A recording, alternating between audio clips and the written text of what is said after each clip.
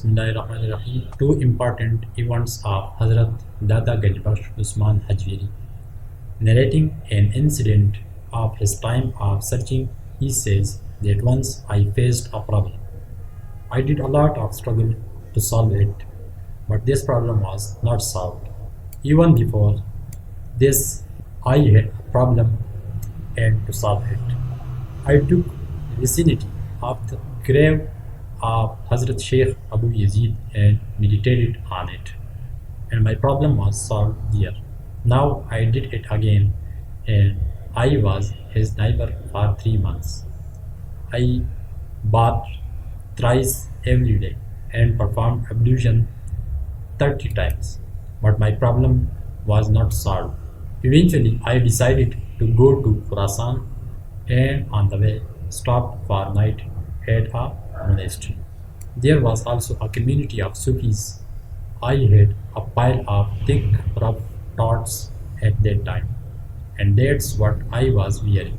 I had a scepter and a guza in my hand. I didn't have any equipment other than that.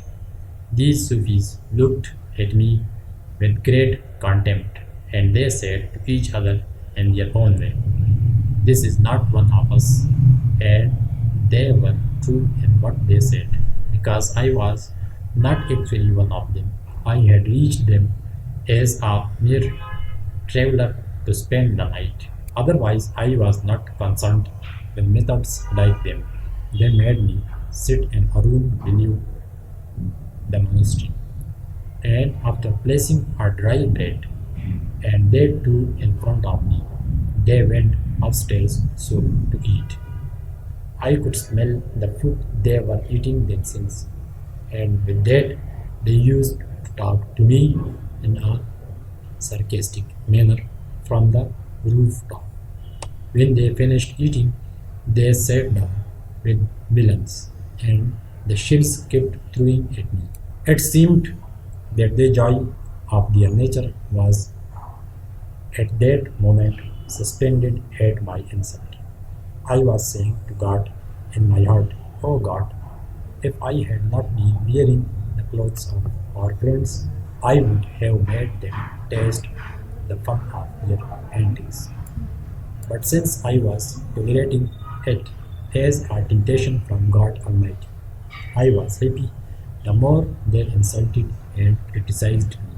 Even by bearing the burden of this approach, my difficulty for which I was bearing the hardships of the Mujahideen, and this journey was solved there.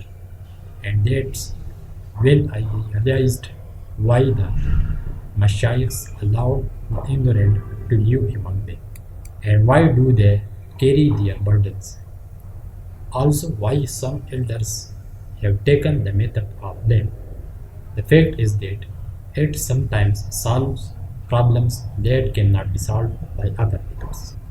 He narrates an incident from Iraq that during his stay in Iraq, he once became very bold in earning money and spending it.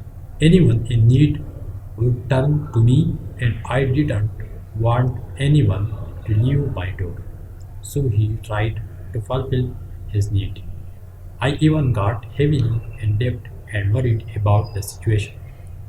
One of the elders of their times wrote to me, "Look, son, don't stray away from God in this kind of preoccupation.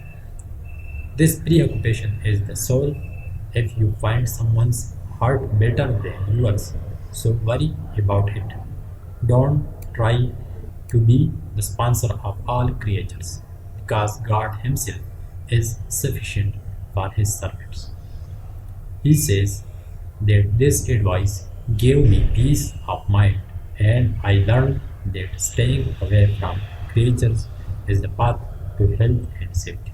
Man should not look at himself so that no one else will look at him, and it is the fact that a man reveals himself to be something important and great. Otherwise, the world considers him as nothing. The world just gets its work out of him.